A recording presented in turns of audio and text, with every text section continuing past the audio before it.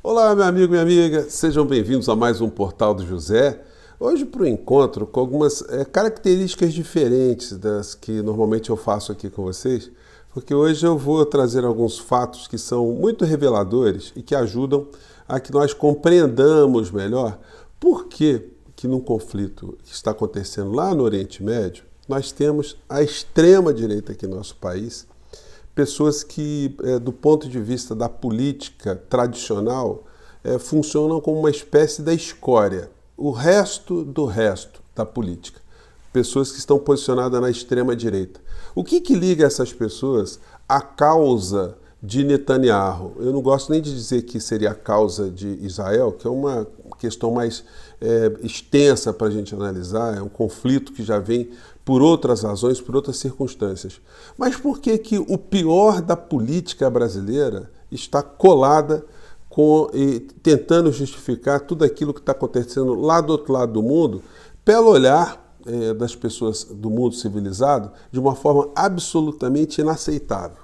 O que acontece ali é algo semelhante a um apartheid e um massacre absolutamente indiscriminado.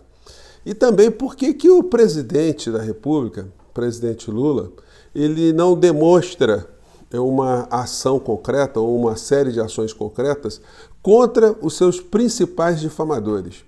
Por que isso tem sido tratado de um modo a causar tanto incômodo em todos nós que fazemos esses combates diariamente? Bom, vou conversar com vocês sobre essas questões todas, mas antes de mais nada, é sempre muito importante convidar você que está chegando agora ao nosso portal e não nos conhecia, para que você se inscreva aqui conosco, conheça também os nossos outros vídeos. Se você gostar, compartilhe, recomende e não se esqueça. O seu joinha, o seu comentário aqui são fundamentais e, se puder, se inscreva também no nosso clube de membros. Aliás, eu quero agradecer a todos vocês que estão se inscrevendo lá no clube de membros e um fato muito bacana que está acontecendo nessa última semana. Várias pessoas estão dando de presente assinaturas para o nosso clube de membros aqui. As pessoas que normalmente frequentam os nossos chats, batendo um papo ali. Gente, isso é muito bacana, isso deixa cada vez mais aqui o nosso portal cada vez mais irmanado, né, com pessoas que têm uma visão crítica das coisas que estão acontecendo no mundo e lutam, jogam suas energias cada vez mais para evitar que a gente continue a ter um mundo cada vez mais complicado, né? Bom, então muito obrigado e vamos aqui aos temas. Bom, começando aqui por essa questão, né? Ontem eu recebi muitos comentários com esse tipo de angústia. Por que o presidente da República não se move contra algumas criaturas? Gente, tem algumas explicações que elas estão no campo da política, estão no campo do direito também. Do ponto de vista do direito, há um entendimento que se você move uma ação por danos morais contra alguém, você vai ter que comparecer à audiência, você vai ter que se confrontar com o seu difamador. Então, essa seria uma questão de ordem técnica que impede que o presidente da República fique pautando uma série de ações contra os seus difamadores.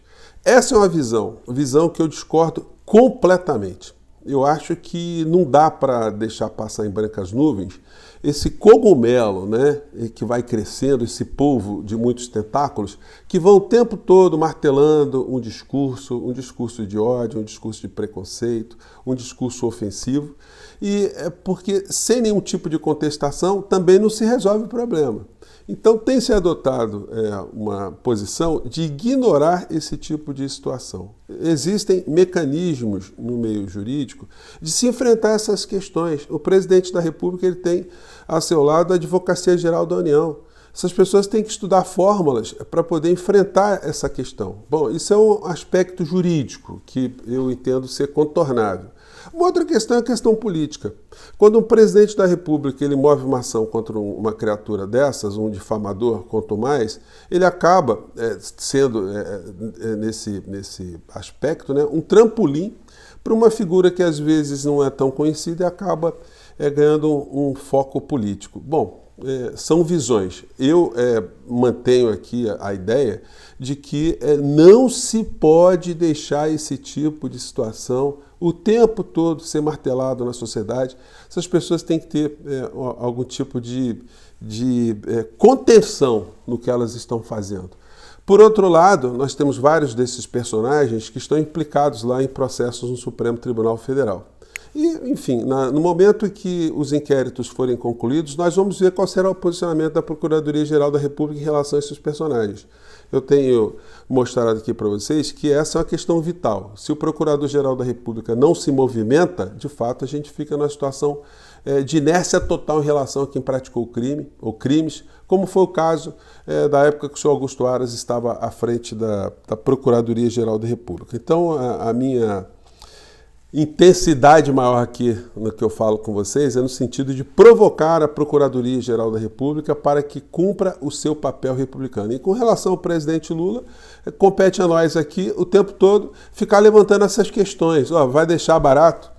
É assim mesmo? O cálculo político e o cálculo jurídico determinam que se fique absolutamente inerte em relação a essas questões? Mande sua opinião aqui para o nosso portal a esse respeito, tá legal? Vamos aqui dar sequência aqui. Então, aí a gente salta, fazendo um link ao papo inicial aqui, né? Por que a escória da política nacional está totalmente, visceralmente defendendo o que o governo de Benjamin Netanyahu, é bem importante a gente salientar isso, porque não são todos os judeus no mundo que estão concordando com o que está acontecendo na faixa de Gaza. Existem manifestações de judeus no mundo inteiro que dizem, olha, não em meu nome não. Vocês querem defender a causa de Israel? Defendam, mas defendendo também princípios universais de direitos humanos, de civilização. Então, quando a gente tem aqui no Brasil esses grupelhos apoiando esse tipo de ato que está acontecendo, na verdade é uma conexão política de extrema-direita. Então, qualquer extremista de direita no mundo que esteja fazendo alguma coisa, eles vão apoiar. É como está acontecendo agora na Argentina. O Milei pode massacrar o povo argentino inteiro, pode assaltar o povo argentino inteiro, que ele terá o apoio do bolsonarismo, dos extremistas de direita aqui no nosso país. Netanyahu, a mesma coisa. Ele está tendo um apoio incondicional da extrema-direita aqui do nosso país, que está absolutamente indiferente às mortes que estão acontecendo ali. Então, a criatura aqui... Bom, então, a voz da criatura aqui já é estridente. Eu fico pensando o seguinte, né? Você vai num culto com uma figura com esse discurso histérico todo, eu acho que dá para ficar em dúvida, né? Se você volta de novo, né? Bom, enfim. E aí a gente vai vendo comportamentos como esse aqui. Eduardo Bolsonaro, olha o texto, gente. Transformar as vítimas de um terrorismo genocida em culpados. Que nojo da África do Sul. É mesmo, Dudu Bananinha? Tá com nojo da África do Sul? Tem algumas questões aí no seu inconsciente, hein? Com essa coisa de nojo da África do Sul, né? Pois bem, que puxou essa ação contra Israel. Se tivessem essa disposição para lutar contra decapitadores de bebês, certamente o mundo estaria melhor. A falta de fé e princípios faz a bússola moral do Ocidente ficar desnorteada.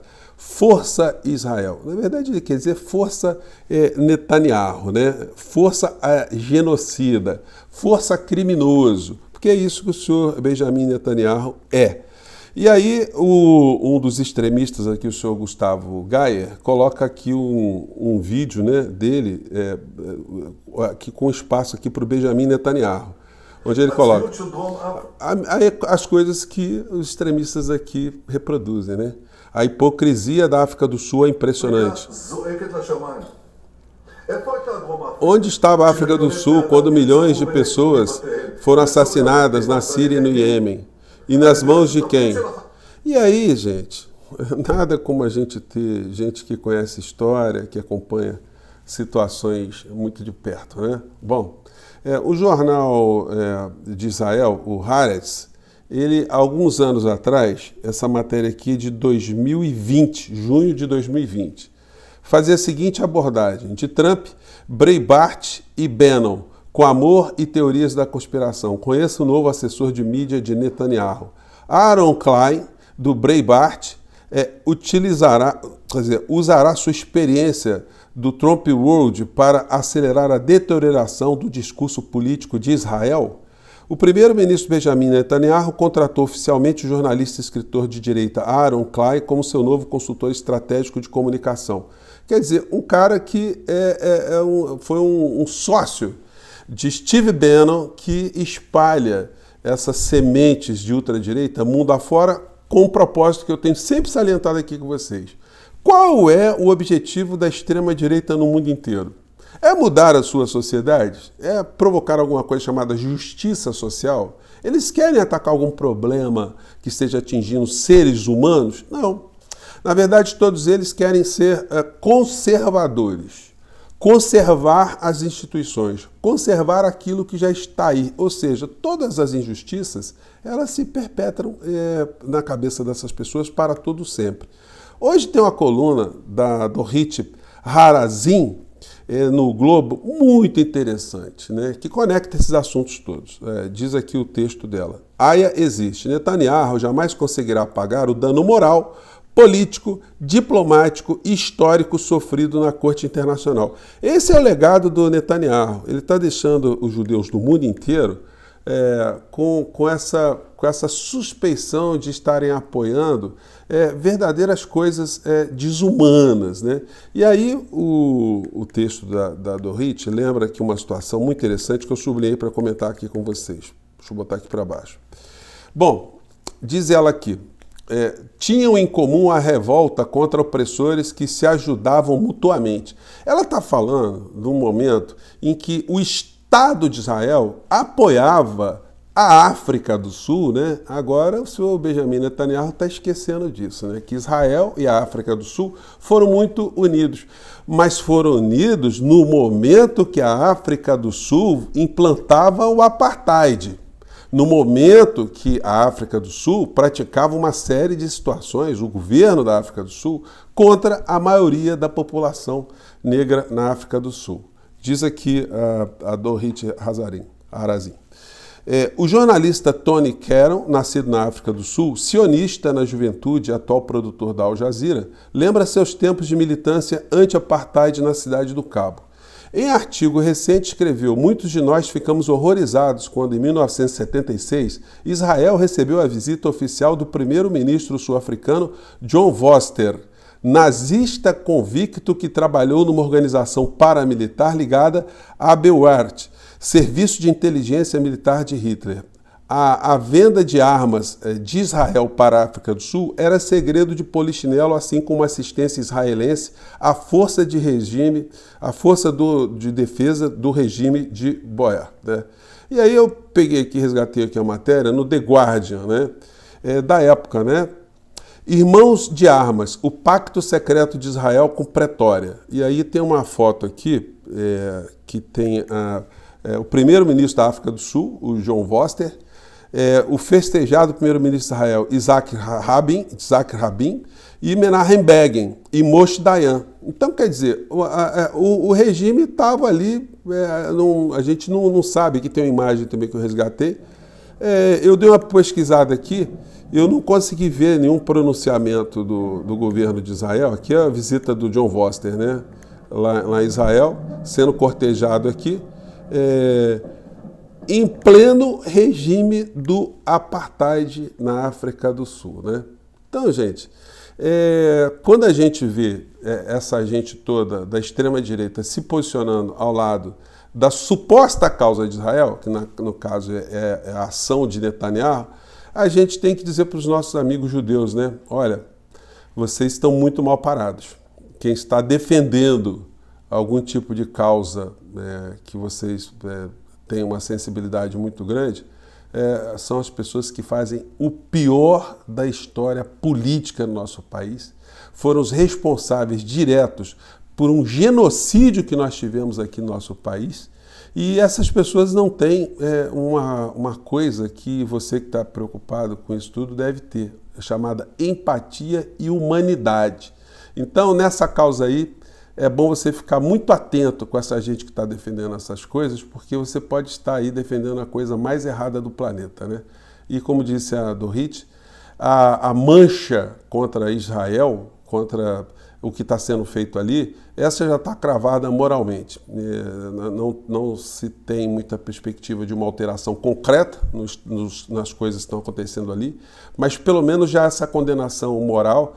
E nós todos somos humanistas, nós temos que parabenizar o presidente da República do nosso país com qualquer tipo de crítica que se possa ter ao governo dele.